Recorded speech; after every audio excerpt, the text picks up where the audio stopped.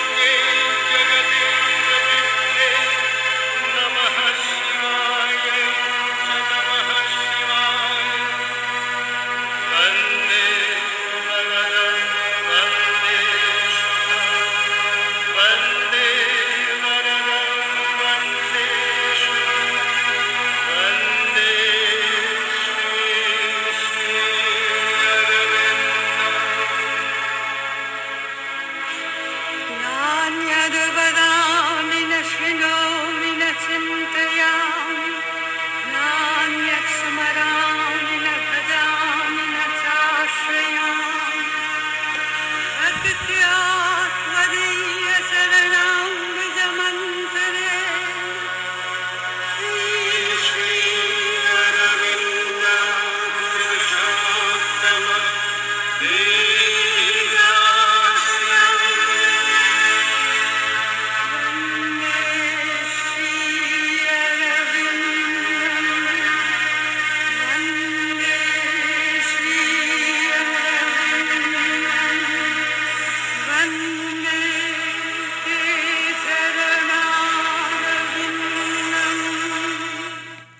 Mantras of our Divine Mother. Our Divine Mother says, in the Divine's light we shall see, in the Divine's knowledge we shall know, in the Divine's will we shall realize. With my love and blessings, says our Divine Mother.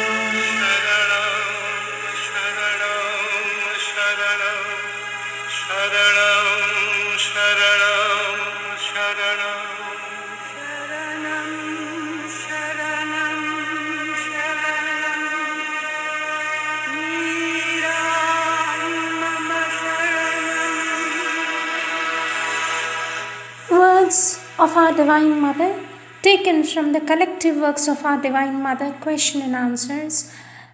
1955 is the year, date 2nd Feb, page 32.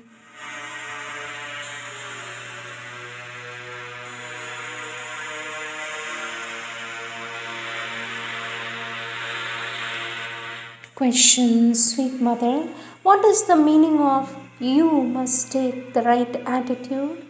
For this, our Divine Mother says, the right attitude is the attitude of trust, the attitude of obedience, the attitude of consecration. Question, sweet mother, you said, let nothing and nobody come between you and the mother's force. Who is this person? For this, our Divine Mother says, this person, anybody at all who, there are all kinds of ways of letting someone come between you and the divine force. First of all, says our Divine Mother, first of all, it is to attach a very great importance to your relationship with someone. It is to listen to the advice given to you by someone who is not qualified. It is to want to please anybody at all for any reason, whatever. People do that constantly, don't they? Probably what is written here was to someone who had heard certain things and was attaching much importance to these things, advices, remarks, or opinions of others, who was attaching more importance to these things. So, our Lord Sri Aurobindo told him, let nobody come between you and the divine. Whoever it may be, it is not any special person. It may be even for each one a special person. But do not let anyone come in between you and the Divine Mother's force, says our Divine Mother.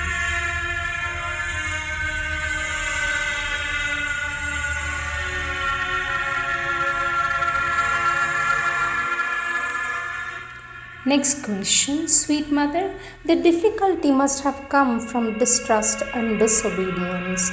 For this, our Divine Mother says, yes, all these things. You see, someone was complaining of a difficulty. So, having read the letter he wrote, our Lord Sri Aurobindo saw that in this person, the difficulty must have come from the lack of trust and obedience. He tells him so. And it is something that happens very frequently and it is common. You see, it is usual for everybody.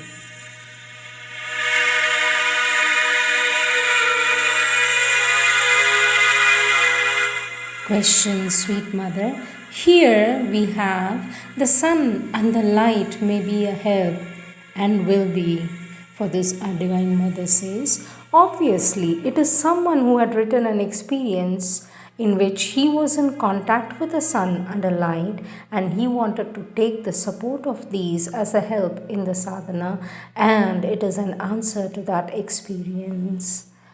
Question, sweet mother, is desire contagious? For this, our Divine Mother says, yes, very contagious, my child. It is even more contagious than illness. If someone next to you has a desire, immediately it enters you, and in fact, it is mainly in this way that it is caught.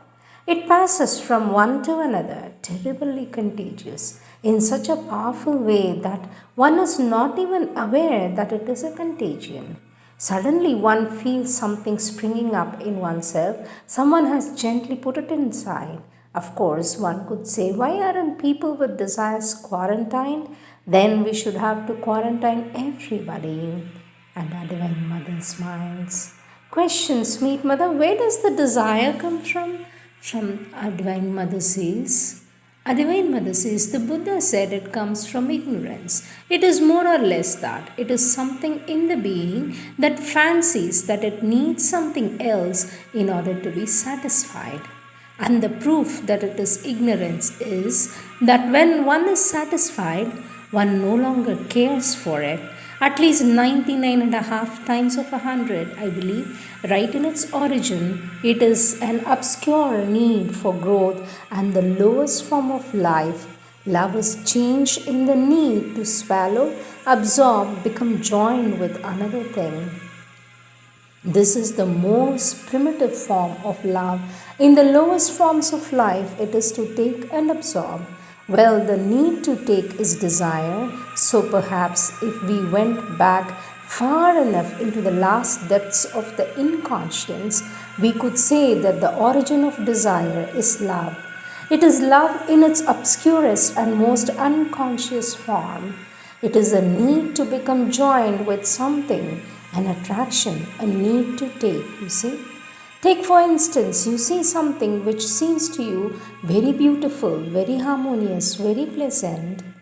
If you take or if you have the true consciousness, you experience this joy of seeing, of being in a conscious contact with something very beautiful and very harmonious, and then that's all. It stops there. You have the joy of it, that such a thing exists, you see. And this is quite common among artists who have a sense of beauty.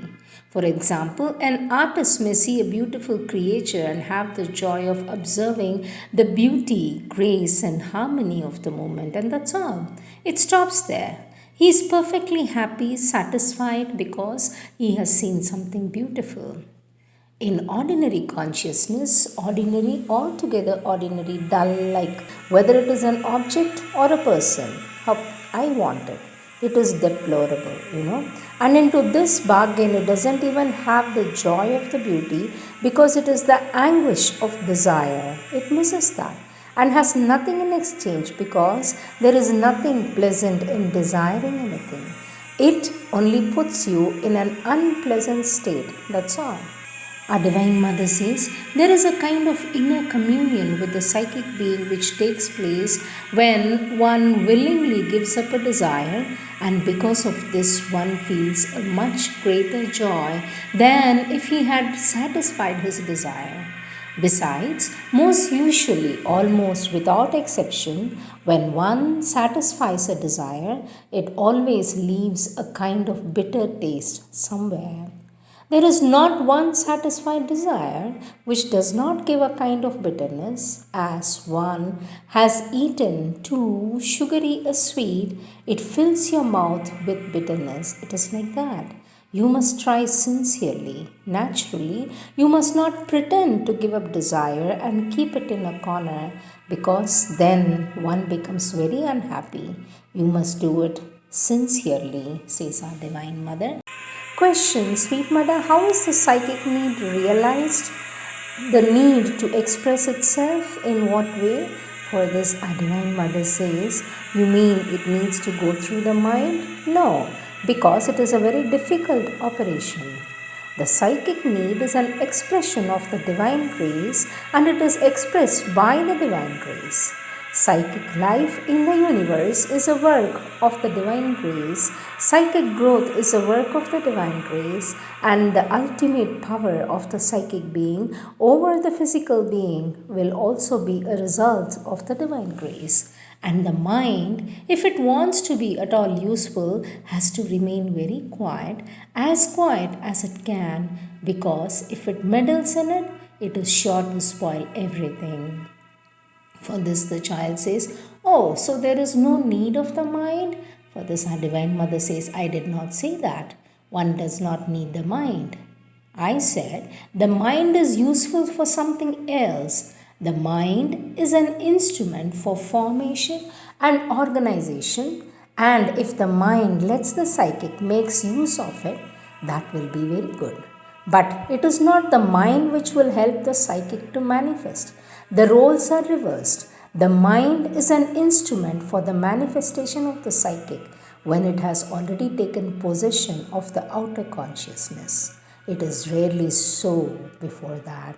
Usually it is a wheel and an obstruction. But surely it can't help in the manifestation. It can help in the action if it takes its true place and true movement. And if it becomes completely docile to the psychic inspiration, it can help to organize life, for this is its function, its very reason of existence.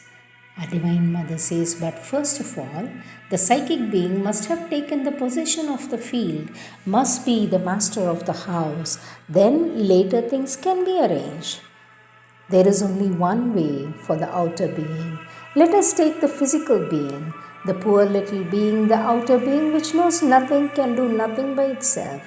Well, there is one way of allowing the psychic to manifest with the candid warmth of a child, to aspire, pray, ask with all its strength without reasoning or trying to understand. One can't imagine how great an obstruction reasoning and this effort is to understand and put it in experience. At the moment when you are on the point of reaching a state in which something will happen, some vibration will be changed in the consciousness of the being, you are all tense in an aspiration and have succeeded in fastening your aspiration. You are standing there awaiting the answer. If this wretched mind begins to stir and wonder what is happening, what is going to happen, when is it going to happen, how is it going to happen, and why is it like that, in what order will things manifest, then it is all over. You may get up and sweep out the room and you are not fit for anything else. Question, sweet mother. Can the psychic express itself without the mind, vital, or the physical? For this, our Divine Mother says it expresses itself constantly without them, only in order that the ordinary human being may perceive it. It has to express itself through them because the ordinary human being is not in direct contact with the psychic. If it was in direct contact with the psychic, it would be psychic in its manifestation and all will be truly well. But as it is not in contact, it does not even know what it is. It wonders all believed what kind of a being it can be. So, to reach this ordinary human consciousness, it may use the ordinary means, that is, go through the mind, vital, and the physical. One of them may be skipped, but surely not the last. Otherwise, one is no longer conscious of anything at all. The ordinary human being is conscious only in the physical. In relatively rare moments is he conscious of his mind, just a little more frequently of his vital. But all this is mixed up in the consciousness, so much so that he would be quite unable to say this movement comes from the mind, this from the vital, this from the physical. This already asks for a considerable development in order to be able to distinguish oneself the source of the movement. Our Divine Mother says, it is in the consciousness that makes all the difference. Question, sweet mother. When the psychic being will be able to manifest itself perfectly, will it have any need of the mind? For this, our Divine Mother says, it will not be able to manifest perfectly unless all the parts of the being collaborate. But the mind was fashioned with the intention of making it disappear. It's a part of the general structure. But what if the psychic guided? For this, our Divine Mother says, if the psychic guides the mind will act in a psychic way. Then it will be a remarkable mind, absolutely harmonious, doing the right thing in the right way. But the vital in the same way, the same thing, exactly the same phenomenon. The vital as it is at present is said to be the cause of all the troubles, difficulties, desires, passions, etc. But if the vital is entirely surrendered to the psychic, it becomes a wonderful instrument full of enthusiasm, power, force of realization, impetus, and courage. And if your brain is a little unwell, or if you are not keeping well, then it catches up with precision. There occur even a strange phenomenon, ideas that get mixed up before one is able to express them. Things enter into conflict, contradict each other instead of joining together.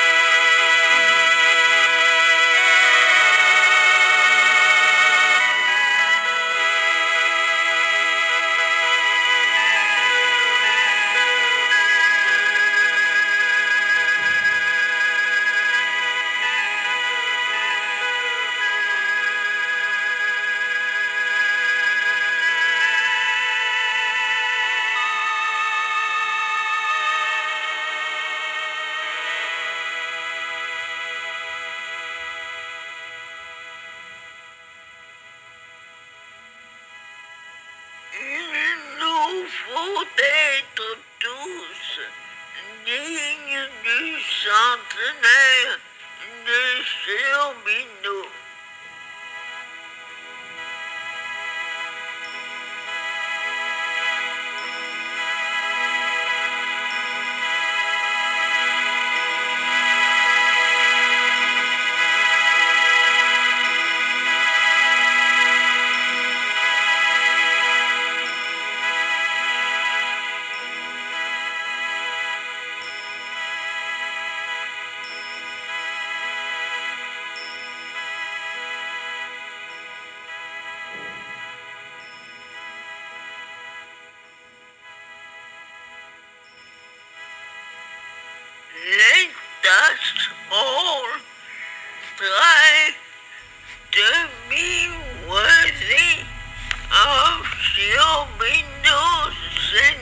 time.